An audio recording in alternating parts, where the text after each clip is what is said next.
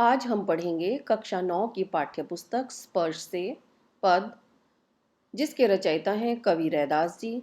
और रैदास जी को संत रविदास जी के नाम से भी जाना जाता है। रैदास जी का जन्म अनुमानतः 1388 ईस्वी में उत्तर प्रदेश के बनारस शहर में हुआ था। देहावसान 1518 ईस्वी में माना जाता है। इनके पूर्वज मृत पशुओं को ढोने का कार्य करते थे और रैदास जी भी जूते बनाने का काम करते थे। आइए रैदास जी के बारे में कुछ और जानकारी प्राप्त करते हैं। रैदास जी को रविदास जी के नाम से भी जाना जाता है। इनके लगभग 100 पद गुरु ग्रंथ साहिब में भी प्रकाशित हुए हैं।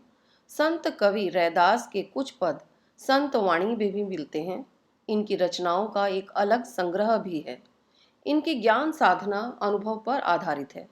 ब्रज भाषा में अवधी, राजस्थानी, खड़ी बोली, अरबी, फारसी शब्दों का भी मिश्रण मिलता है। संत रैदास की भक्ति दास्य भाव की भक्ति है। रैदास जी द्वारा लिखित पहला पद कुछ इस प्रकार है। अब कैसे छूटे राम नाम रट लागी, प्रभु जी तुम चंदन हम पानी, जाकी अंग अंग बास समानी, प्रभु जी तुम घन बन हम मोरा, जैसे चितवत चंद चकोरा, प्रभु जी तुम दीपक हम बाती, जाकी ज्योति बरई दिन राती, प्रभु जी तुम मोती हम धागा, जैसे सोनही मिलत सुहागा, प्रभु जी तुम स्वामी हम दासा, ऐसी भक्ति करई रैदासा। आइए अब इस पद के कुछ कठिन शब्दों के अर्थ देखते हैं। बास का अर्थ है गंध, वास। समानी, समाना अर्थात सुगंध का बस जाना या बसा हुआ, समाहित। घन, बादल। मोरा, मोर या मयूर। चितवत, देखना, निरखना। चकोर, तीतर की जाति का एक पक्षी जो चंद्रमा का परम प्रेमी माना जाता है। बाती, बत्ती। रुई, जिसे तेल में डालकर दिया जलाते हैं। ज्योति, ज्योति। देवता के प्रत्यर्थ जलाया जाने वाला दीपक। बरई, बढ़ाना, जलना। राति, रात्रि। सुहागा, सोने को शुद्ध करने के लिए प्रयोग में आने वाला क्षार द्रव्य। दासा, दास या सेवक। आइए अब इस पद का अर्थ देखते हैं। कवि अपने इष्ट देव को पाना चाहते हैं और कहते हैं, हे प्रभु अब मुझे राम नाम की रट लग गई है, वह छूट नहीं सकती। कवि भगवान से कहते हैं कि हे प्रभु यदि तुम चंदन हो तो मैं पानी हूँ। जिस प्रकार चंदन की सुगंध पानी की बूंद बूंद में समा जाती है, उसी प्रकार प्रभु की भक्ति मेरे अंग अंग में समा गई है। कवि कहता है कि हे प्रभु यदि तुम बादल हो तो मैं मोर के समान हूँ, जो बादल को देखते ही नाचने लगता है। यदि तुम चांद हो तो मैं उस चकोर पक्षी की तरह हूँ, जो बिना अपनी पलकों को झपकाए चांद को देखता रहता है।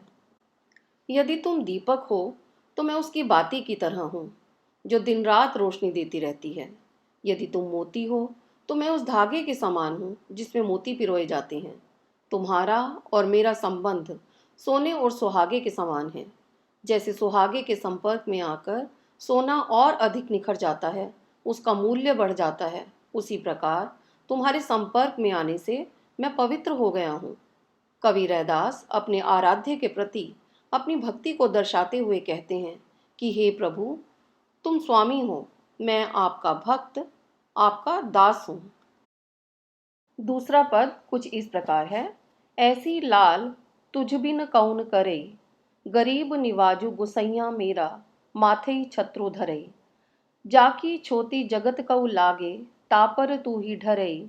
नीचहु ऊंच करई मेरा गोविंदु, काहू ते न डरे।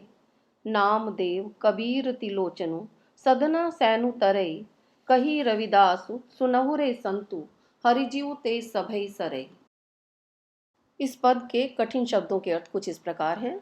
लाल, स्वामी, कौनु, कौन। गरीब निवाजु, दीन दुखियों पर दया करने वाला। गुसैया, स्वामी या गुसाई। माथे छत्रु धरे, मस्तक पर मुकुट धारण करने वाला। छोटी, छुआछूत या अस्पृश्यता। जगत कऊ लागे, संसार के लोगों को लगती है। तापर तू ही ढरे, उन पर द्रवित होता है। नीचहु ऊंच करे, नीच को भी ऊंची पदवी प्रदान करता है। हरि जीव, हरि जी से सभई सरे सब कुछ संभव हो जाता है। पद में कुछ प्रसिद्ध व्यक्तियों के नाम आए हैं, आइए उनके बारे में जानते हैं। नामदेव महाराष्ट्र के एक प्रसिद्ध संत, इन्होंने मराठी और हिंदी दोनों भाषाओं में रचना की है। तिलोचन, जिन्हें त्रिलोचन के नाम से भी जाना जाता है, एक प्रसिद्ध वैष्णव आचार्य जो ज्ञानदेव और नामदेव के गुरु थे। सधना, एक उच्च कोटि के संत जो नामदेव के समकालीन माने जाते हैं। सैनु, ये भी एक प्रसिद्ध संत हैं। आदि गुरु ग्रंथ साहब में संग्रहित पद के आधार पर इन्हें रामानंद का समकालीन माना जाता है। प्रस्तुत पद में भगवान की महिमा का बखान करते हुए कवि कहते हैं कि हे स्वामी, ऐसी कृपा तुम्हारे अलावा कौन कर सकता है। हे गरीब निवाज, तुम ही ऐसे दयालु हो जिसने अछूत और नीच के माथे पर राजाओं जैसा छत्र रख दिया, अर्थात तुम ही ने अछूत व नीच लोगों को भी राजाओं जैसा सम्मान प्रदान किया, और ऐसा करते हुए तुम्हें किसी का भी भय नहीं।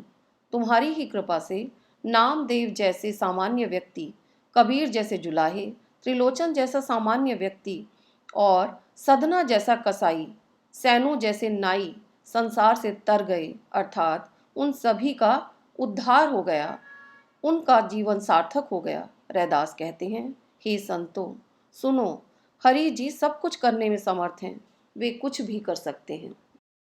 मेरी ये वीडियो पसंद आए तो इसे लाइक करें, शेयर करें और मधुकलश चैनल को सब्सक्राइब करना ना भूलें।